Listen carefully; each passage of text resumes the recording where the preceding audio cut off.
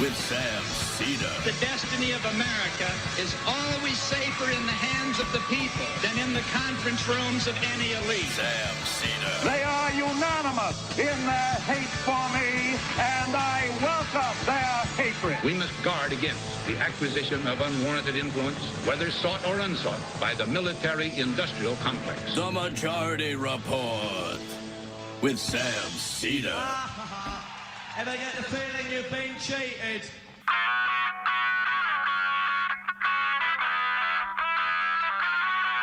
It is Monday, December 5th, 2022. My name is Sam Seder. This is the 5-time award-winning Majority Report. We are broadcasting live steps from the industrially ravaged Gowanus Canal in the heartland of America, downtown Brooklyn, USA. On the program today, Adam Hochschild, lecturer at the University of California, Berkeley School of Journalism, author of American Midnight, The Great War of Violent Peace and Democracy's Forgotten Crisis. Also on the program today, one day out from the Georgia Senate runoff, Raphael Warnock seems to be in the lead. Go vote if you're down there. But Herschel Walker seems to have fumbled. Last chance for that. Government shutdown date looms. A continuing resolution seems now likely. The FBI is investigating an intentional sabotage of a North Carolina power station, leaving thousands without power. Inflation seems to ease. Gas continues to fall in price. The cost of shipping containers from China is now down 90% from its peak. That would be a supply problem, not a demand problem. Yet the Fed continues its attempt to punish labor. Meanwhile, Supreme Court hears the next version of the gay wedding cake fight. And on Wednesday, it's Moore v. Harper, the independent legislator case. Nancy Pelosi trying to salvage Manchin's side deal by putting it in a more than likely must-pass bill. The UAW reformist slate wins an election. G7 initiates a Russian price cap on oil. And we are now seeing a post-Thanksgiving COVID spike, both in terms of infections and hospitalizations. All this and more on today's Majority Report. Welcome, ladies and gentlemen. Thanks for joining us. It's Monday. Matt is out, but Emma is here. Hello, Emma. Hello, and happy birthday to Matt in absentia. This is his birthday gift from you. That day off. Well, yeah, I guess that is. I mean, kind of. I really didn't think about it that way, but yeah. What did you get him? Nothing. Oh, Nothing. all right. Yeah, It's no big deal. He gets to appear on ESPN at some time. Yep. And that'll be a joy for him. Well, it's too bad. I forgot that it was his birthday and that he Yeah. wasn't coming in because I was all excited because I went to a basketball game last night. The Celtics beat the Nets, and it was Saul's first basketball game, and we had a fun time. It did sound fun, so I'm glad it worked out.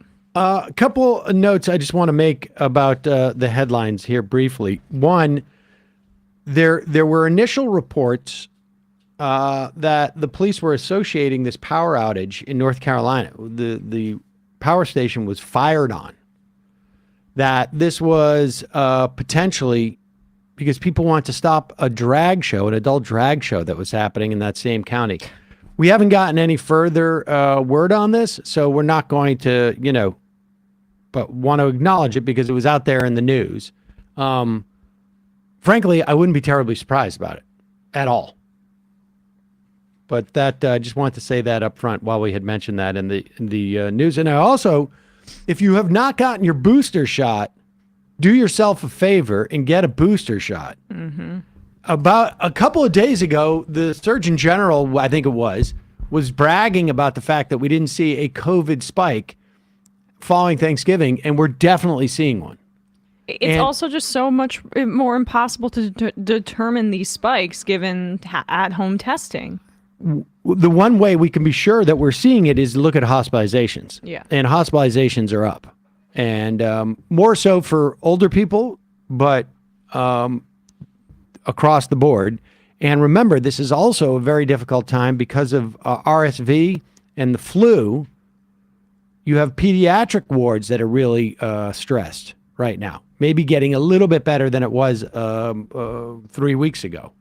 But get the COVID booster. It's worth it. I really do think it is. At the very least, what it's going to do is it's going to keep you out of the hospital.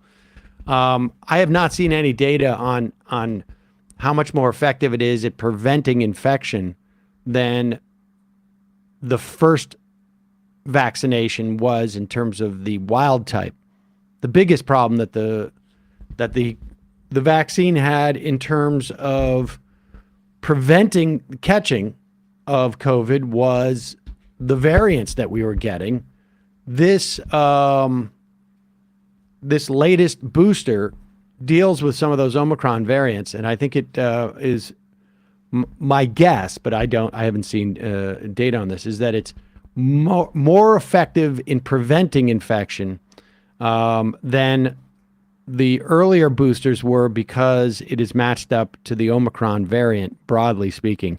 But it is definitively going to keep you from getting a severe COVID. And these strains that are going now are hitting people hard, at least anecdotally from what I've talked to people. So be careful with that. Meanwhile, we are in the wake of the decision last week by the president to force a resolution on an impending strike, essentially take the strikers' ability to strike away. These are 4 unions that were representing 70,000 of the 115,000 train workers. Those 70,000, not all of them, but it was a relatively close vote. But there were members of those unions who had voted against the deal that the management had offered. The White House basically disabled their ability to strike for all intents and purposes and imposed upon them a contract that did not address in any meaningful manner. I guess there's 1 day of sick leave, but generally when you need to be sick leave, it's because you're sick enough that you need to take 2 days.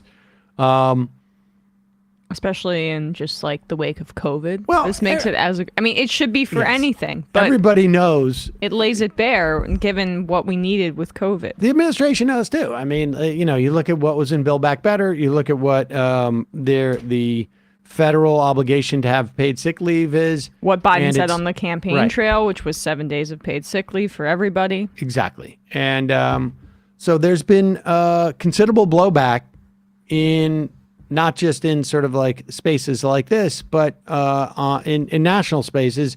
And we'll see if that begins to increase the pressure on the Biden administration to address this. Here is Pete Buttigieg, Secretary of Transportation, obviously a key player in this, or should have been, and Jake Tapper.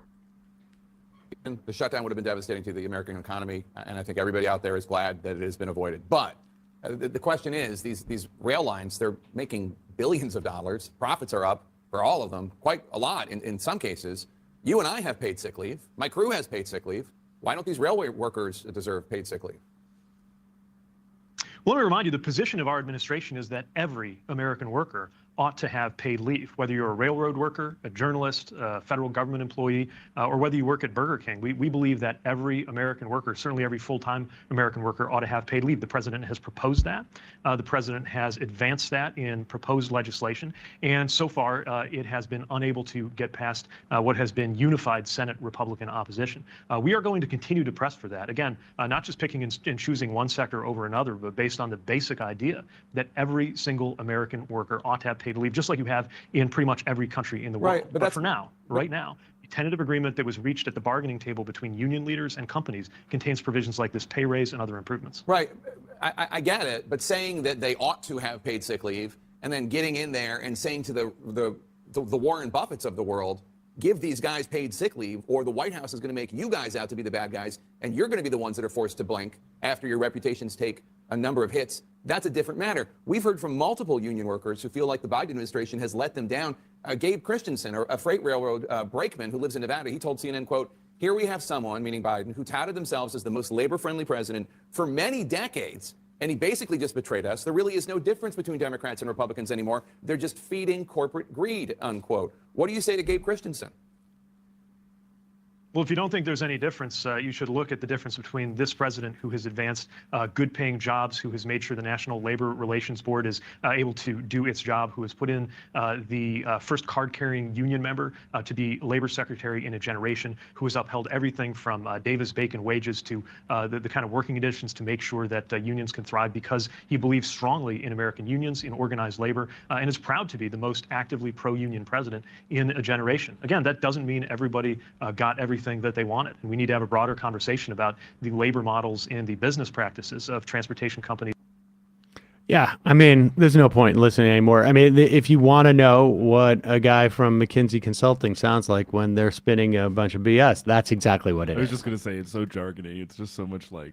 And also, he has benign platitudes. He has an understanding of the efficiency model that led to this very this very problem where they're not getting any paid sick leave, because it's the kind of consulting that he engaged in. Yes, but I think what's interesting about this is that you don't get that sense from that exchange that anybody listening is going to come away from that satisfied with an answer. Oh, here's why you should be grateful that the Democrats are better than Republicans. He's in a no-win position in a sense there, but like this is the Biden administration. I know that this is probably not going to last and hurt them that badly, but they severely, in my opinion, underestimated the blowback they were going to get. They thought that the Jake Tappers of the world were going to give them fawning interviews about averting any economic disruption.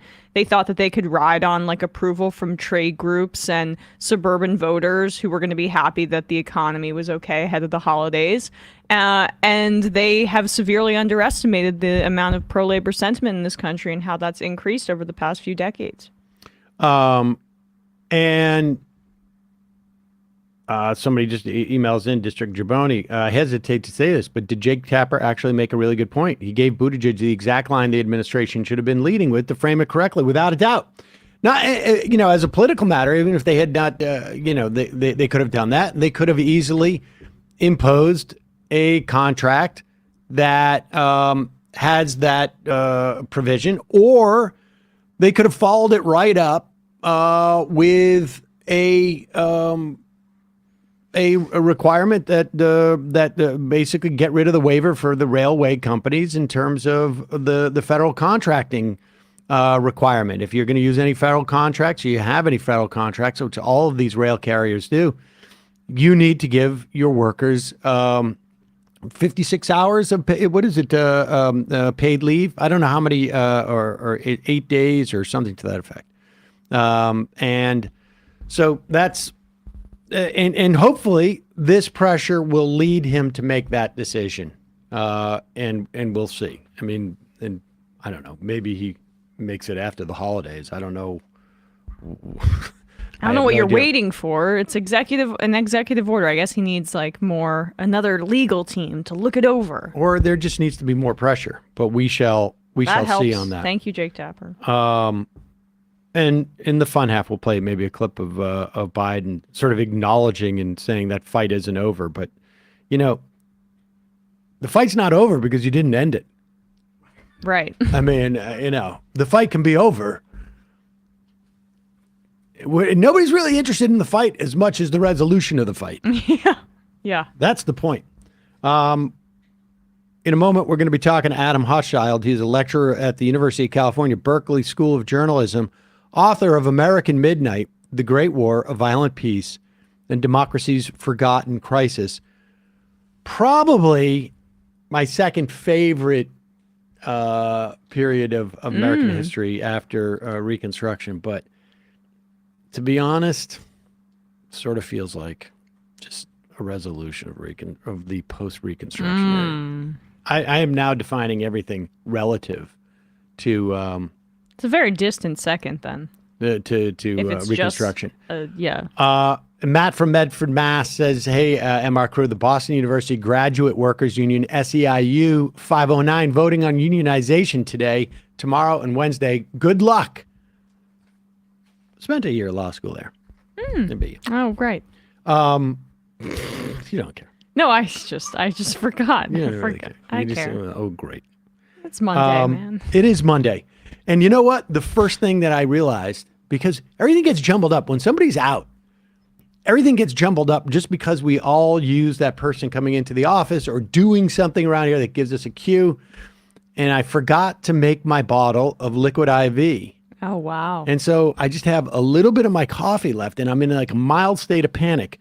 Every day I do this show, I have a jug, I don't know, like a milk bottle full of liquid IV. What is it? Well, with just one stick, comes in like a powdered packet. You get 5 essential vitamins. You're hydrating 2 times faster than water alone. Apparently, cooler water makes it easier to miss the signs of dehydration. I don't know. For me, I wake up with I live in a building where I don't have really the ability to turn off the heat because I'm in that line, and it's just like I'm dying. So I drink a little bit of water before I go to bed, but first thing in the morning. Liquid IV, you get 3 times the electrolytes of traditional sports drinks. It's non-GMO. It's free from gluten, free from dairy, free from soy. Plus, Liquid IV on a mission to change the world. To this date, the company's donated over 25 million servings in 50-plus countries around the world. This stuff is great. Great to travel with. You can take it with you in your suitcase. Super easy, small packets. Wonderful flavors. I've been on my immunity booster kick with the tangerine for a while, but the other day I did the green matcha, which was my go-to for a while for energy drink. I mean, it depends on, how often the kids woke me up in the middle of the night type of situation. Every now and then I'll indulge with a pina colada, but they've got all sorts of different flavors too, like yellow cherry and fruit punch and I don't know, a bunch of stuff. Concord grape. It's great tasting, but it also, like I say, hydrates you twice as quickly with 16 ounces of water. I can't remember, but I drink it every day. Usually I have the bottle here, but I'm freaking out I don't. Grab your Liquid IV in bulk nationwide at Costco or get 20% off when you shop Better Hydration at liquidiv.com. Use the code MajorityRep. That's MajorityRep at liquidiv.com to get 20% off. 20% off anything with code MajorityRep at liquidiv.com. Of course, we'll put that link in the podcast and YouTube descriptions. Also, another habitual thing I do on a daily basis. You might say it's a ritual, but it really isn't a ritual, but it's a habit, but I'm in the habit, and that's the important thing. Ritual is a company that was founded by a skeptical mom who didn't trust the multivitamins out there. And today, the thing about ritual is in terms of, I take a multivitamin for men over 50. I mean, I'm closer to 60. I am 50, but that's not the point. Ritual has a first of its kind traceable supply chain. This is important because you want to know if you're going to take a vitamin supplement, you want to know where it's coming from because there are places where you can get it from where A, it's a little bit dubious what's in there, and B, the sourcing of these things are also dubious. But Ritual makes it super easy. Their flagship multivitamin has a USP verification. It is peer-reviewed and a published clinical study. Plus, all of Ritual's products are vegan. They are all non-GMO.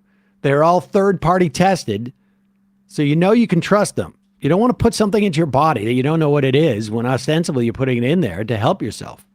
Ritual's multivitamins were specifically formulated to help fill nutrient gaps in the diet. Key ingredients like vitamin D3, which I desperately need because I don't get enough sun, and vegan omega-3 DHA, which apparently is good for your brain. People can make their own determination. The results. In terms of the results, yours truly. But their delayed release capsule designed to be gentle on the stomach. I've never had a problem with it at all. There's a mint tab in every bottle. Keeps things fresh. Ritual is a certified B corporation that believes doing good for your health means doing good for the planet. It's delivered straight to your door each month. This is really important because there's nothing worse than getting in the habit of taking your vitamins. You do it for 30 days, and then you run out, and then you're like, I got to get to the store, and then you forget, and then you're like, I got to get to the store, and then I forget, and then you just forget about taking them, and then 6 months later, you're like, I stopped taking my vitamins.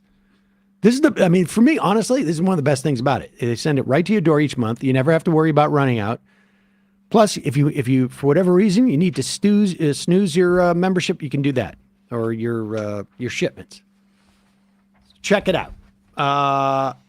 Start a vitamin ritual that you can trust. To get started, visit ritual.com/majority today. Get 10% off your first 3 orders. That's ritual.com/majority. Start your new ritual today. And lastly, final sponsor of the day, one of my favorites, IAC Laser Engraving. It is a leftist-owned worker collective started by a long-term listener, Ryan Lubin, in September of 2021. His company is democratically structured to ensure any hierarchies are justified and efficient. They use sustainably sourced material, and they couple that with an extremely energy-efficient laser technology to bring you really cool gifts you're not going to find anywhere else. It's all sorts of products. It doesn't necessarily have to be a gift, but it right could now, be this holiday season. Right now, it's huge. We got to get on that, actually. I know. Your purchase of any of their items not only gets you a one-of-a-kind product, also goes directly to supporting a business model that's structured around compassionate and worker-centered care, as opposed to the more traditional and predatory authoritarian ones found throughout our capitalist system. All right. I've shown you in the past the photo frame. It's a beautiful photo frame. I've shown you in the past the puzzle, and they have a bunch of different types of puzzles, all different images, but you can customize those. This is a huge go-to for Christmas holidays type of thing. You can get a picture you want, and it can be the puzzle size can be the size you want. It's a little bit more than the existing puzzles on there. And then also, I have shown you this before. This is going to be Saul's, and every now and then he remembers that he doesn't have it, and he says, "Where is it?" This is an astronaut. You can look at this. It's got 1, 2, 3, 4, 5, 6, 7, 8 layers of, I can't remember what this wood is that's made, but all of their woods are sustainable woods. And then they color it in there. It's just, it's really cool looking. And then there's this, which is new. We haven't seen. They have this in 2 different sizes. This is an owl, obviously. 2 different sizes. Very easy to hang on the wall. But look at how cool that is. Yeah, very this, cool. Of course, and you especially can see from it's the side, multi-layered. Yeah. All these things have depth, and this is moiraying a little bit, but it's really beautiful. And like I say, 2 different sizes on the owl. They have a Yeti, or Sasquatch. There you go. That also make for a great gift. And then look at this here. This is really, really something. They have 2 different sizes of this turtle here. Again, you can see, the way they get the depth is they have these, they're 1, 2, 3, 4, 5, 6, 7, 8, 9, 10 layers. I think it is close to that. And they just, precision cut it with lasers. And I would imagine computers too. But check it out. These are all great gifts, really great gifts for the holidays. Each puzzle I was telling you about comes with a lined box, a felt lined box. And again, custom family or personal photos can be made into wooden puzzles for an additional fee. Right now, visit iaclasers.com. Order yours today. Put in the coupon code majority10, and you'll get a 10% discount on all their amazing products. That's iaclasers.com. Check it out. As always, we'll put all of these in the YouTube and podcast description links. We're going to take a quick break when we come back with Adam Hochschild.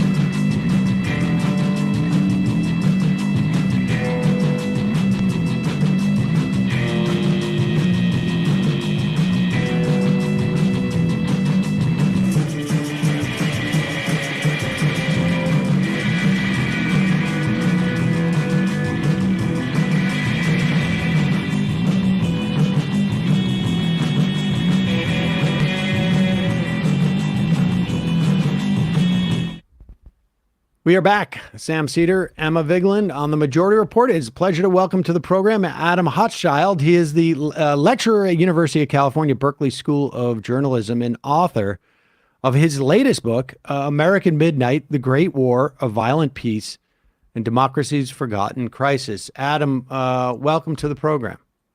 Thank you, Sam. Good to be with you. So this is a fascinating era of, I was just saying to Emma at the beginning of the show, like one of my favorite periods is Reconstruction and sort of post-Reconstruction. And this may be my second favorite era of American history because, well, like you say, it's arguably, I mean, I guess it's right in the title, American Midnight. It's arguably one of the darkest periods of our history. Let's just give us a sense of what was happening just in the years prior to this, because you started up in 1917. Give us a sense of like maybe the decade prior. Yeah. Well, there's a difference between the myth, what we were taught in high school American history class, and what things really were like. We were taught that this was a peaceful, ever more prosperous country. It had become the largest economy in the world. It was functioning quite smoothly. Then World War I began. All those backward nations of the old world started tearing each other apart. And finally, reluctantly, the United States joined the war in 1917. And those doughboys in their broad-brimmed hats went to Europe, won the war, came home, went to ticker tape parades welcoming them home. And then you turn the page in the textbook and the 1920s begin, and it's prohibition, speakeasies, Babe Ruth.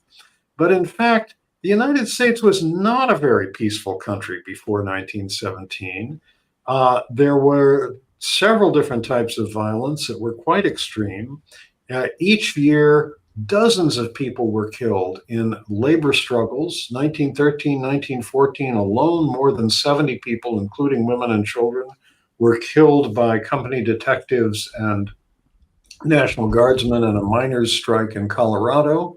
There was tremendous hostility and violence between nativists and immigrants. And there were ongoing struggles between Black and white Americans. Black Americans were trying to get out of the South, an area where there was often more than one lynching a week. They were moving north in the Great Migration into northern cities where people often didn't want them there. And there was a lot of violence on that score. And then when the First World War began, or rather when the US entered the First World War in April 1917, it was like pouring gasoline on three sets of flames, because suddenly that worker on strike could be accused of impeding the war effort and punished even more severely. The person speaking a foreign language on a street corner might not just be an undesirable immigrant, but a German spy, or after November 1917, a Russian spy, because the Russian Revolution set off a new wave of paranoia in the United States, with people afraid that that revolution might spread here. And so there began in 1917 this extraordinary period of repression where we saw vigilante violence, political imprisonment, and press censorship on a scale like this country has never seen.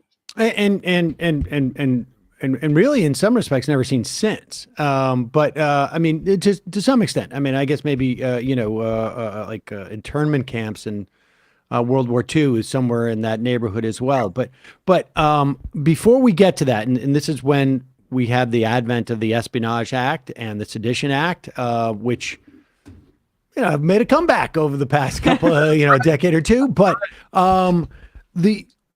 give me your sense of just having, with that metaphor out there of pouring the gasoline on these different fires.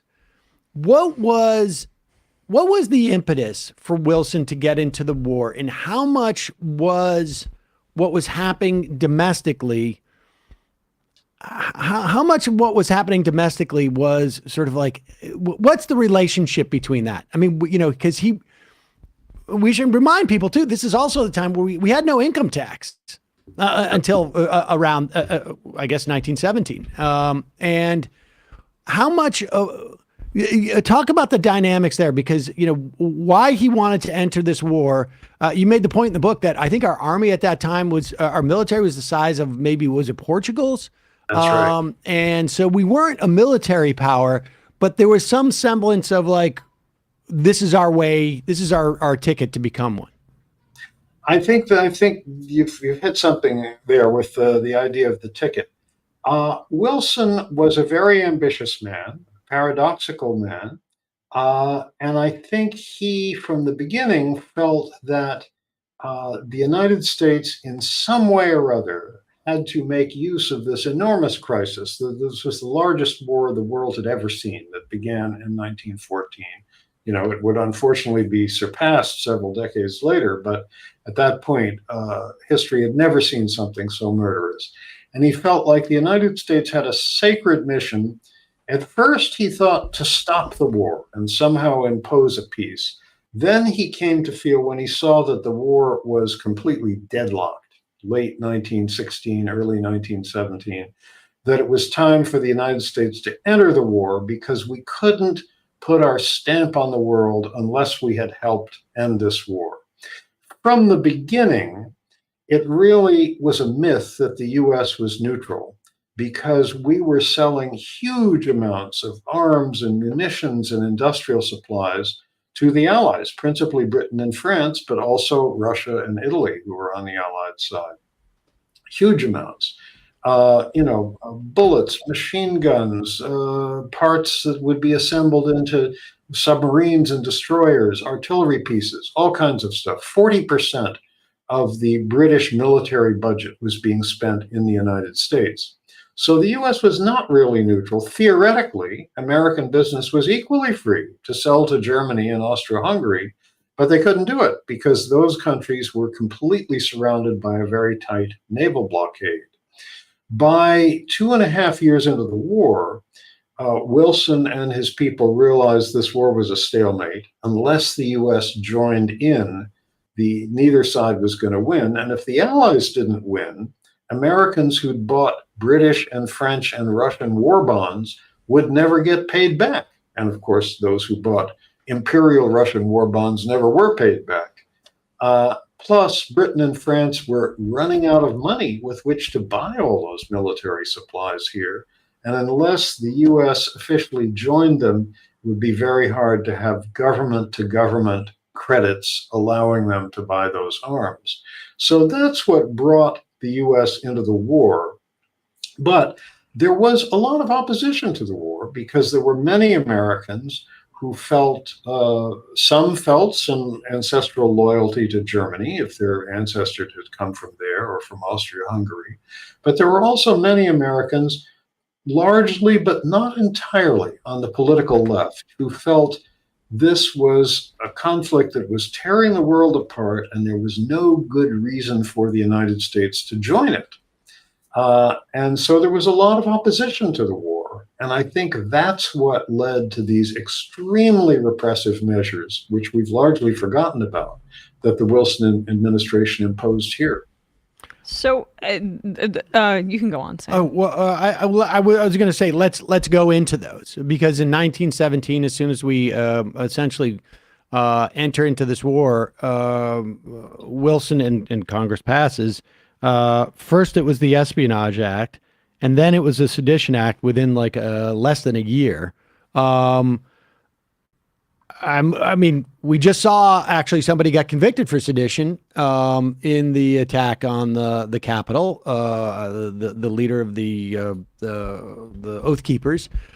We've seen the Espionage Act used against reporters over the past, like really starting in the Obama administration, as a mechanism of prosecution. Give us a sense of like how those were rolled out. Like, was that a fight at all, or was it just like, we're going to do this? I mean, there was so much paranoia in this country, and you think about how much more difficult it was to sort of like attack America at that time. But there was a lot of paranoia. There was a lot of paranoia, and there was a lot of opposition to going to war. Wilson went before Congress April 2nd, 1917, and asked it to declare full-scale war on Germany and its ally, Austria-Hungary. And there were 6 United States senators who voted against going to war and 50 members of the House of Representatives. So both Republicans and Democrats. So there was considerable opposition to the war. Some weeks later, Wilson pushed the Espionage Act through Congress. The Sedition Act, which came the following year, was basically a set of amendments strengthening the Espionage Act. And that act, which is still in effect, although it's been considerably amended since then, and ironically may be the law that Donald Trump gets in trouble under for those classified documents at Mar-a-Lago.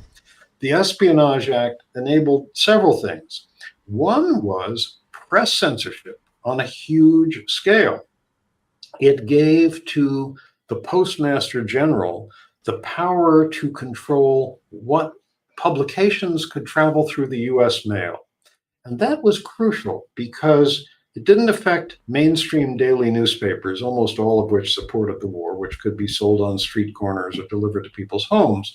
But weeklies, monthlies, journals of opinion, almost the entire socialist press, almost the entire foreign language press, had to depend on the US mail to reach their subscribers before the internet, before radio, before TV. The Postmaster General used that power with great zest. He loved being chief censor. He was a terrible guy. Albert Burleson, a very conservative former congressman from Texas, son and grandson of Confederate veterans. His family owned 20 slaves at the time that he was born. He, in effect, shut down 75 newspapers and magazines by refusing to allow them through the U.S. mail. He shut down the best magazine in the country, a literary monthly in New York called The Masses, which published John Reed, Walter Lippmann, Edna St. Vincent Millay, all sorts of great writers. It infuriated him because of some of its contents, one of the things he reportedly objected to was a cartoon that showed the Liberty Bell crumbling. Ironically, this whole press censorship operation, shutting down dissident opinion, something Donald Trump would have loved to do but wasn't able to do, was carried out from post office headquarters, the building that 100 years later became the Trump International Hotel. Another thing enabled under the Espionage Act was putting people in jail for speaking out against the war. During those 4 years, 1917 to 21, there were roughly 1,000 Americans sent to prison for a year or more, and a far larger number for shorter periods of time, solely for things that they wrote or said. Including Eugene Debs. But I want to get to Debs in a minute. But what was there any type of pushback in terms of the courts? I mean, this is a very conservative court in 1917. This is the same court that has basically allowed for Jim Crow laws and for disenfranchisement of in particular of African American voters. Was there any attempt to push back on this? On a constitutional basis, or was it just everybody was all in?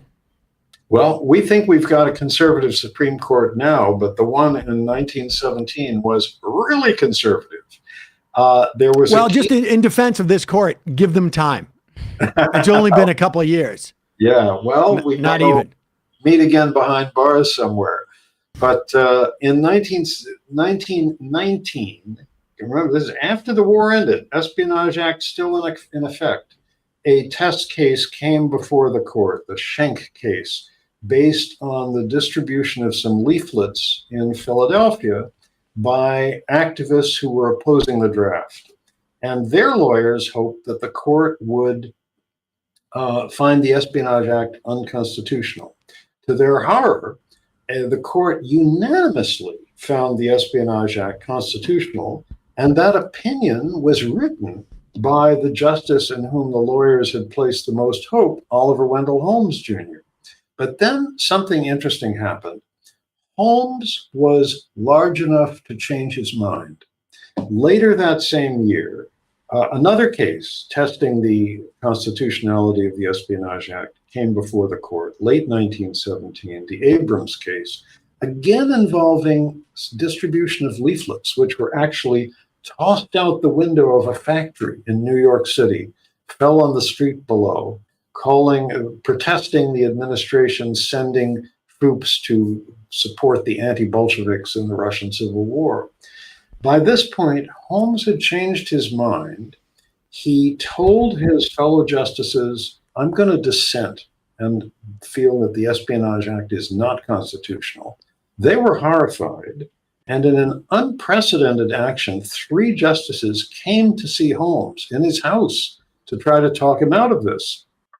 They talked to him in his study. They said, we should all stay behind our country in this hour of need. You were a soldier in the Civil War, which he was. He was a Union officer who was wounded. His sword was hanging on the wall above them.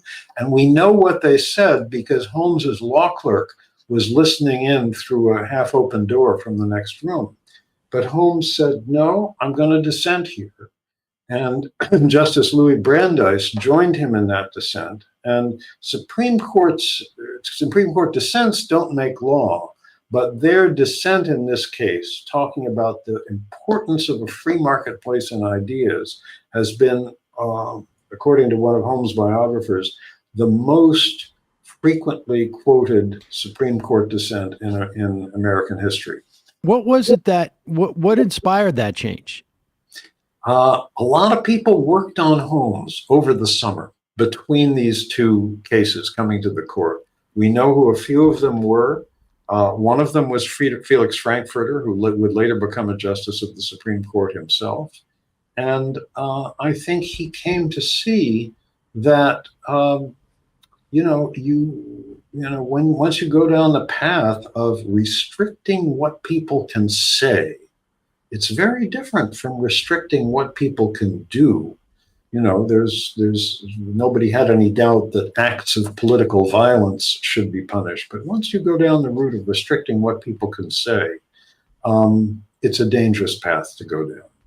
In terms of who was targeted for their speech being restricted, I'm wondering if you could expand a little bit more on those 1,000+ arrests of people, because some targeted were explicitly, say, socialists calling for an anti-war movement, but also just more broadly, the determination of which groups were subversive was expanded with this power. What were some of those groups? Yeah, that's a good question, Emma. I think we would find that probably a majority of those 1,000 people, and I should also add that about half of them, I'm just talking about people sent to prison for a year or more, about half of them were convicted under the Espionage Act, and about half of them were convicted under copycat state laws that were sometimes written with the help of the Federal Justice Department that duplicated the Espionage Act and in some cases went further.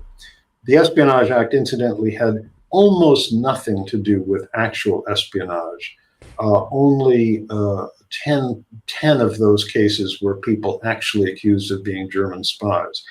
I bet of those 1,000 people, a majority were either Socialist Party activists or militant labor activists, because, and these were both groups that the government wanted to suppress. The Socialist Party had won 6% of the vote for president in the popular vote for president in the 1912 presidential election. And by 1917, Wilson was very afraid of them because the socialists made big gains in municipal elections that fall. And he knew that if the following year, 1918, they did similarly well in the midterm elections, there could be half a dozen or a dozen socialist members of the House of Representatives, which Wilson's Democrats held only by a very tiny, tiny majority. And the last thing he wanted was to have an anti-war party have the balance of power. in the House. So he went about imprisoning socialists, enough of them before long so that had they all been in the same prison, they could have had a good-sized party Congress behind bars. The most famous of them, of course, was Eugene Debs, the party's 5-time candidate for president, a very saintly, gentle man who was much respected even by people who didn't like his politics, who was deeply committed to nonviolence, deeply committed to the electoral process, and sent to prison for 10 years because of an anti-war speech he gave in a park in Canton, Ohio. And he was immediately brought to trial under the Espionage Act, found himself facing a judge who was the former law partner of Wilson's Secretary of War, sentenced to prison for 10 years. He was still in prison, like many war critics, in November of 1920, more than 2 years after the war ended, when inside the Atlanta penitentiary, he received 900,000 votes for president. Finally, after this whole period of repression eased the following year, Warren Harding, who'd become president, let him out of prison after he'd served 2.5 years and actually invited him to stop in Washington for a visit on his way home. And when Wilson left Harding's office after that visit, he told reporters, "I've run for the White House 5 times, but this is the first time I've actually gotten here." Just getting back to the number of socialists who were in Congress at that time, was that the last time that we saw that many unaffiliated, or I should say non-Democrat or non-Republican affiliated elected officials in the House? Well, actually, when I said the socialists might have had half a dozen or a dozen people in the House in 1918, I meant if the party hadn't been suppressed. There was never more than one actual socialist member of the House of Representatives in this period. One guy from Wisconsin, later on one guy from New York, then the guy from Wisconsin came back, never more than one at a time, although there were more than 1,000 socialists elected to state and municipal offices around the country in this era. There was something like 23 socialist mayors, I guess, at that time. Yes. Yeah, there were socialist mayors of immensely varied cities, Milwaukee, Pasadena, Schenectady. There were at one point 10 socialists in the lower house of the New York State Legislature, many socialists on city councils and that kind of thing, where they had a reputation for being noticeably less corrupt than the other parties. And actually, the socialists who ran Milwaukee for many years not only built parks and libraries and so on, they actually raised the city's credit rating. How devastating was that era to the Socialist Party? I mean, coming out, could you see a measurable difference after all these arrests, that level of intimidation? Eugene Debs is in prison for, a number of years. Like you say, Harding lets him out earlier. But how devastating was it to building both in terms of building the infrastructure of the Socialist Party, but also in terms of changing the mindset of the American public towards socialists at that time? I think it was immensely damaging to the party. I think if something like this hadn't happened, the party would never have been a majority party in the United States because socialism in America never had the appeal that it did in Western Europe for a lot of reasons. I think having to do with so many immigrants coming here hoping to raise their status class-wise rather than sort of unite as a working class against the capitalist class. Never would have been a majority movement, but had it been not so ruthlessly crushed in this period, I think it might have been a more influential minority movement, as it was in Canada, for example. And it might have pushed the mainstream parties more in the direction of having the kind of really good social safety net and fully comprehensive national health care systems that they have throughout Western Europe and just across the border in Canada. The other thing I think that was seriously damaged in this period was the labor movement. The government deliberately crushed the most militant labor union, the Wobblies, as they were known, the industrial workers of the world, threw hundreds of its leaders in jail. That organization was crushed. And even the American Federation of Labor, which was very mainstream, had not opposed the war, lost 1 million members during this era of repression. How much did racism also inhibit, or how much did racism make the socialist movement and the labor movement, for that matter, more susceptible or weaker in light of what was happening? I mean, people forget too. This is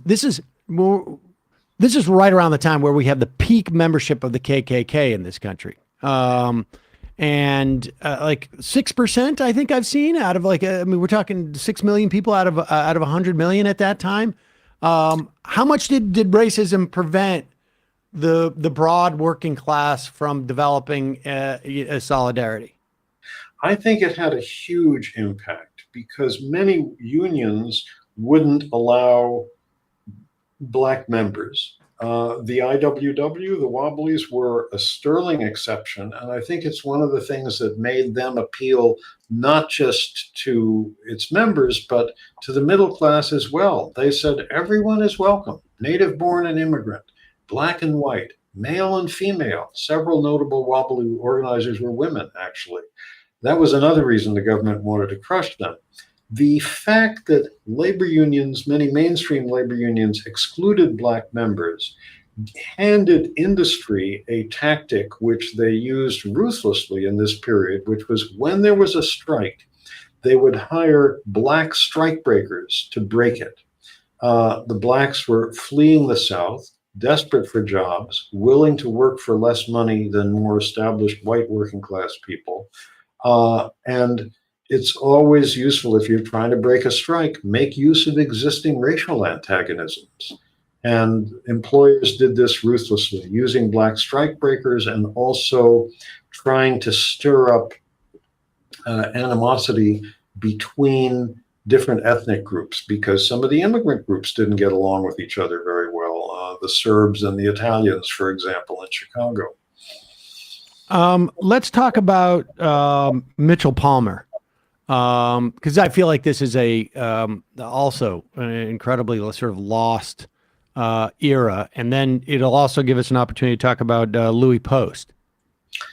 Well, Mitchell Palmer was Wilson's attorney general in the second part of the Wilson administration. And he was a very ambitious man who had his eye on the 1920 Democratic nomination for president. And indeed, up to the very last minute, he was the leading candidate for that. And he tried to take advantage of the mood in this period by arranging mass deportations. This is something, again, that sounds very Trumpian. That's why I think of this period as the most Trumpian period of American history before Trump. The leading candidates on both the Republican and Democratic sides were campaigning on platforms of mass deportations. Well, as Attorney General, Mitchell Palmer had the ability to arrest large numbers of people, which he did in the so-called Palmer raids, late 1919, early 1920.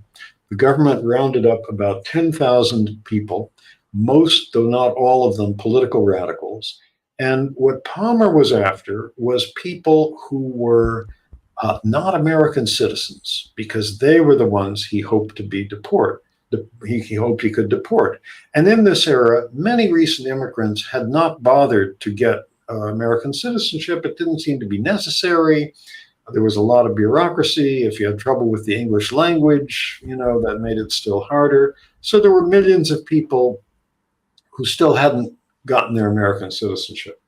Palmer arrested 10,000 people, kept in prison 3,000 or 4,000 of them, whom he hoped would be the beginning of a wave of deportations. And this would be the foundation of his presidential campaign. On the other side, Republicans were talking about deportations, but he would be actually doing it. But there was a fascinating wrinkle that he was faced with, which was this. The Justice Department, which he ran, had the power to arrest and imprison people, but deportations had to be approved by the Immigration Bureau, which was an agency that fell under the Department of Labor. There had just been a change in that department. The Secretary of Labor was on sick leave. The second in command, a real Neanderthal who would have supported Palmer, had just resigned to run for Congress. And so the number 3 person in the Labor Department, a man named Louis F. Post, became acting Secretary of Labor. Post had been a progressive journalist before entering the Wilson administration. Like many people, he'd been attracted into the administration by Wilson's reputation as a reformer. He was not a radical, not a socialist or anarchist, but he believed that nobody should be kicked out of the United States because of their political opinions. He was also an extremely skillful bureaucrat, an experienced lawyer. He managed to find problems with the arrest warrants under which these thousands of people had been arrested. He invalidated most of them, got thousands of people out of jail, prevented them from being deported from the United States. And this infuriated Palmer and Palmer's deputy, who was the person who really planned the Palmer raids, who was the 24-year-old J. Edgar Hoover, just beginning his very long and very repressive government career. They tried to go after Post. Hoover tried to get Congress to impeach him. He got the American Legion to demand that Post be fired, but Post was a very skillful maneuverer, managed to defeat these attempts, and stayed in the Wilson administration until its very last day in office. Place all this in like sort of the I guess the history, I guess in the context of like sort of where the pendulum is swinging here. I mean, because there are obvious parallels to what's going on today as to what happened then, not the least of which I guess the pandemic, which we haven't even mentioned at that point, and which is those first 2 years of that war essentially also, a function of the pandemic, or I should say the pandemic is at play there. So there's obvious parallels. I see some obvious parallels too in terms of like Reconstruction era, because I see that everywhere. But how much do we need? I don't mean need, but how much is it that for a actual shift to happen here? Wilson dies, or has a debilitating stroke, and it is no longer sort of as relevant. But how much does something as catastrophic or as major as a war need to happen to change the trajectory, or is that happenstance, or is it like the way that are there things that are going on in the country that make the entrance into a war more likely, or a conflict, gets exacerbated because of what's happening domestically? Can you contextualize that for me? Does that make sense, what I'm asking? It does. I think that is the crucial question, because what faces us is the question is something like this likely to happen again? And what might kick it off? I think what kicked it off back then was several things. It was these two crises. The United States went to war, and it joined the largest war the world had ever seen up to that point. And there is something about going to war that brings out a certain craziness in people. And you could see it happen then. The strange thing was that the United States had not been attacked. There was nothing like the attack on Pearl Harbor 25 years later. There was nothing like the September 11th bombings in New York. There were some American ships sunk by German submarines, but they were sunk because they were carrying munitions to the other side in this war, and the Germans had warned that if they sailed into certain waters, they would be sunk. And the Germans had quietly offered to have some negotiations about this with Wilson, and Wilson had ignored them. So the United States wasn't attacked, but there was this craziness that got let loose because we were at war. Then came the Russian Revolution, tremendous paranoia on the part of the American establishment that it might spread to the United States. So you had those crises externally, and then you had an administration that was not committed to preserving civil liberties. You know, Wilson himself pushed the Espionage Act through Congress, demanded powers of press censorship. Actually, Congress pushed back a little bit, removed some censorship provisions from the Espionage Act, but left the power to determine what went through the mail in the hands of the Postmaster General. So, you know, you had an administration that wasn't committed to preserving our civil liberties in the face of these external crises. I think you need two things to make sure that this won't happen again. Or you need one thing above all, which is the commitment to retain those civil liberties. Because there will be more crises in the future. We can already see what some of them are. With global warming, the equatorial areas of the world are becoming uninhabitable. There will be tens, maybe eventually hundreds of millions of people trying to flee those areas, make their way into Western Europe, into the United States, into Canada. And that's going to be a crisis that is already happening right now. There may be other things as well. There may be another pandemic. There may be, wars that we can't foresee. The whole situation sort of shows you how fragile this thing called democracy can be and how important it is to preserve it in the face of outside crises that give people the excuse to say, all right, we ought to dispense with civil liberties. We're facing a crisis. It's basically like an immunity system, and you just want to be prepared when you get in contact with a virus. You have to strengthen that immunity.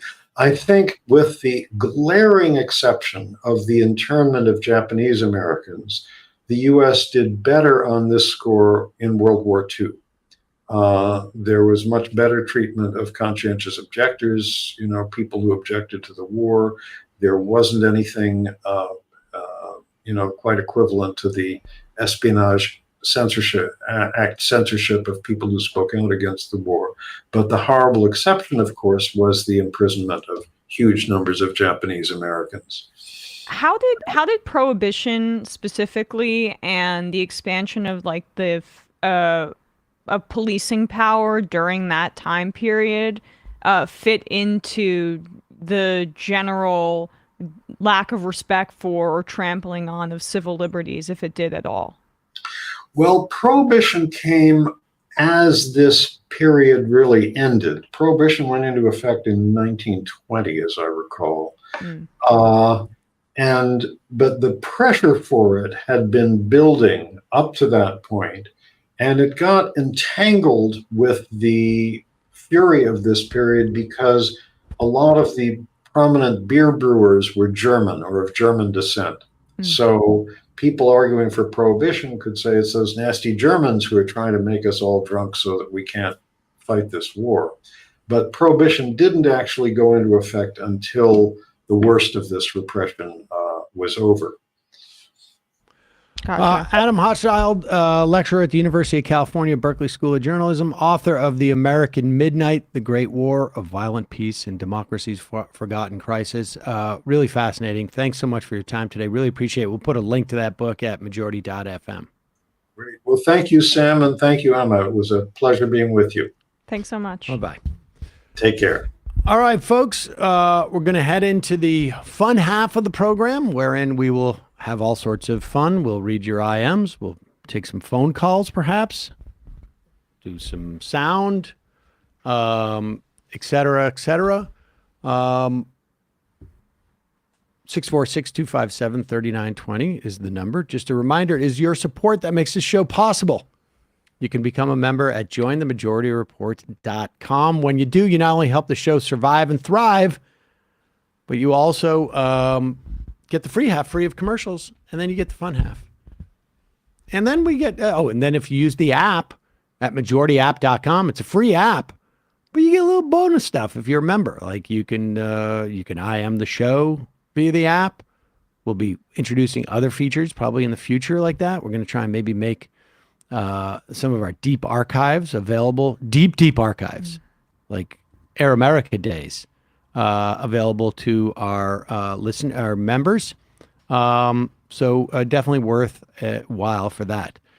Emma, what's happening on ESVN? Going to talk about the Celtics? Well, I mean, crushing the Nets. We probably won't talk about the one game you attended. I just don't know if that's at the top of the list of things that need to be discussed. Celtics are good. That's it. Celtics are good. I was walking Saul to the game and Googled it, and it there was some article that said most important game of the season. Well, probably was. Maybe. We will be talking a little bit about, maybe we'll talk a bit about the NBA, but some shakeups in Major League Baseball that I want to touch on with DeGrom going to the Rangers, and now breaking news in the middle of the show, which we will be discussing. Verlander is now coming to the Mets. So that kicks off winter meetings for Major League Baseball in a very interesting way. We'll be touching on that. I also want to talk a little bit about HBCUs within the context of college football, what Deion Sanders leaving for Colorado actually says about that movement, what it says about Deion Sanders as well, plus our general breakdown of another eventful week in the NFL. Fun stuff. Giants tied. So unsatisfying. But we'll be doing all that on youtube.com/ESVN show. Celts. Oh, yeah. Beat the Nets last night. Best of, Sam. Oh, yeah. Don't forget, folks, we need your help with best ofs. Send us an email at majorityreporters@gmail.com. Put into the subject line best ofs or best of, and tell us your pick of what the best shows were this year. You can name up to, I don't know, name up to 10 if you want, but 2, 1, help us 5. out. Yeah, we will pick those. Also, don't forget to check out Left Reckoning. New episode will drop tomorrow night on Left Reckoning. Not quite sure what it is, but it's Matt's birthday. And yeah, it's Matt's birthday. Oh, I was just going to say youtube.com/Left Reckoning, patreon.com/Left Reckoning. Wow. And happy birthday, Matt. Yes, there you go. Become a patron for his birthday. Two kids in a trench coat has this IM. Sam, Emma, just an observation. You have talked more about Elon Musk and Kanye West in the last 2 weeks than minutes spent talking about the railroad workers' strike and how Biden administration progressives have totally lost moral ground. Literally many more minutes. Well, that's not accurate. I don't think that's true at all. It's not true. If you're talking about clips and maybe minutes, then yes, our clips tend to be more about sometimes personalities. We had a whole interview with Jonah Furman, which and lasted Ryan Grimm. Our conversation when that was an hour. That was 45 minutes of it. So already we have disproven it, and we opened the show with it today. I also should say that we spoke about this when the first cooling period was punted. But I guess if you want to, I mean, over the course of the past 5 years, we've probably also talked more about Elon Musk than we did the railway strike. I guess it just depends on, your methodology. Exactly.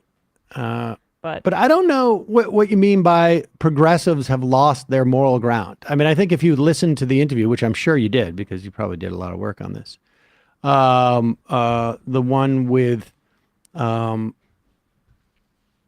Grimm, I just don't think it's that straightforward. I think ultimately, and hopefully we're going to follow this up. We're working on trying to follow this up. That you have a split between the leadership of those unions that voted down the strike, and you got to remember too, it wasn't the contract did not lose by 100%. Now, I personally, I would not have voted for the bill the way that most of the progressives in the House did. But I suspect their argument, and I've seen Bowman make this argument, the leadership of the union tells you to vote for it. They know that it's going to fail in the Senate.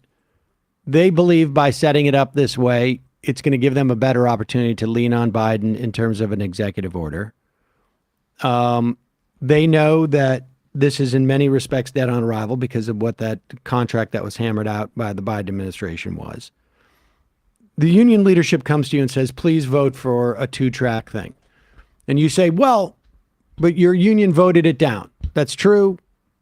But I think the union vote was less than 40% on there. And the leadership is saying they voted down that contract, but we're trying to get those benefits in the best way that we think it is going to be by pressuring Biden to do an executive order.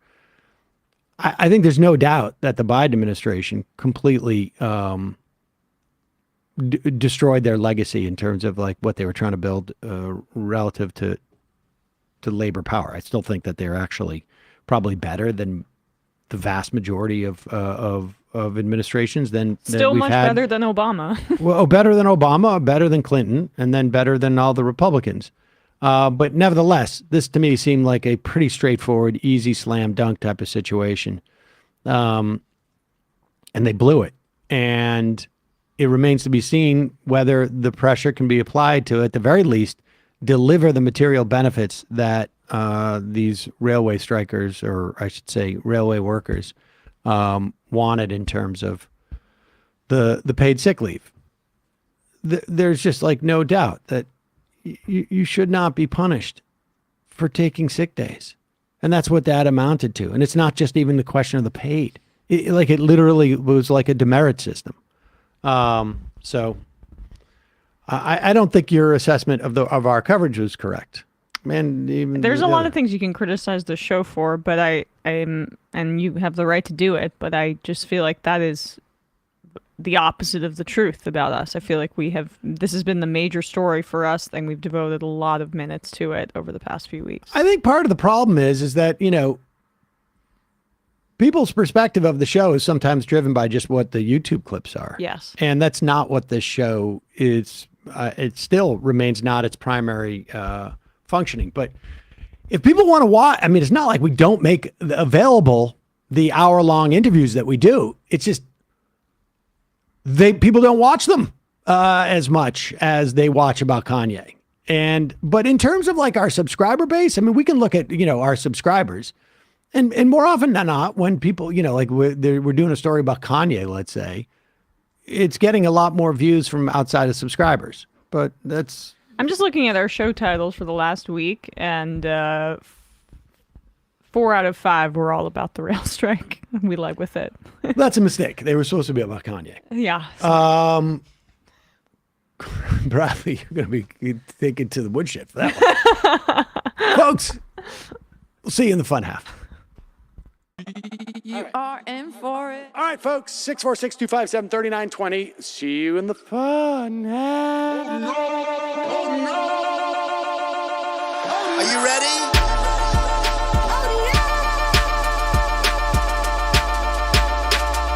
Who sent us this? Anarchy. Alpha males are back. Boy is back. And the alpha males are back. Just as delicious as you could imagine. The alpha males are back. Boy is back. And the alpha males are back. Just want to degrade the white man. Alpha males are back. I take all of it in my throat. Alpha males are back. Snowflake says what? The alpha males are back. You are a madman. And the alpha males are back. Oh no, Sam Seder! What a fucking nightmare! Can we bring back DJ Denner? Yeah, or a couple of them. Just put them in rotation. DJ Denner. Well, the problem with those is they're like 45 seconds long, so I don't know if they're enough of a break. That's fucking nonsense. You see white people doing drugs that look worse than normal white people, and all white people look disgusting. And the alpha males, psych, fuck them. Snowflake says what? What?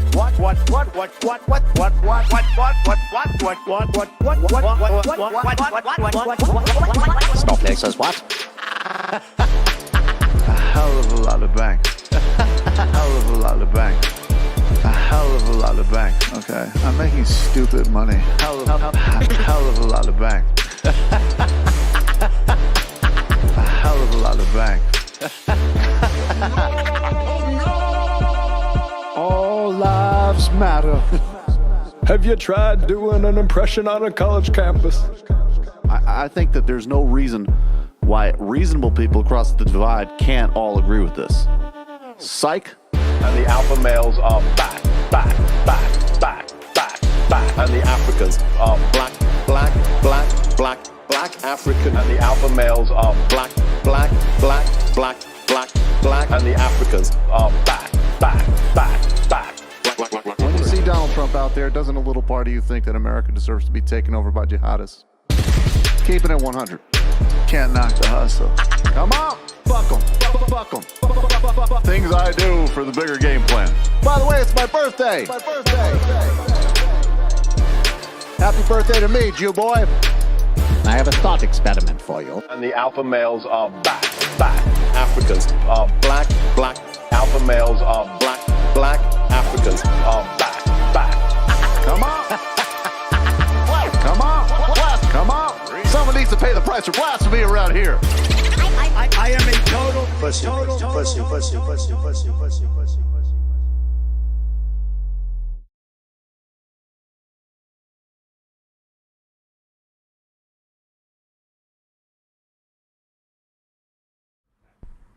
We are back. Sam Seder, Emma Vigeland. Fun. No, it's just hair caught behind my earpiece. Fun half of the Majority Report. There you go, ladies and